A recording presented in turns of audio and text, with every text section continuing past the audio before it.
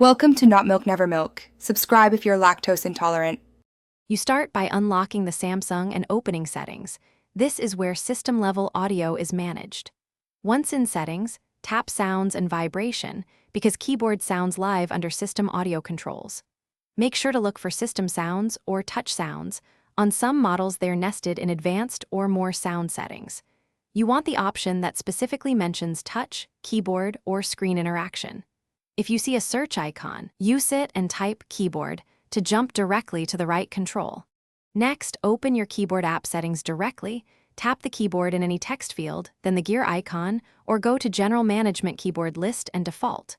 Once in the keyboard settings, choose Preferences or Sound and Vibration. You'll see key tap sound, key press sound, or touch sound volume. Toggle it off or slide volume to 0 to stop typing sounds.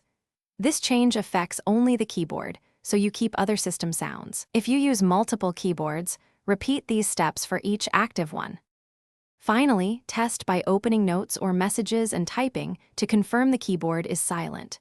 If you still hear clicks, reboot the phone and recheck both sounds and vibration and the keyboard app preferences. Sometimes a restart applies changes.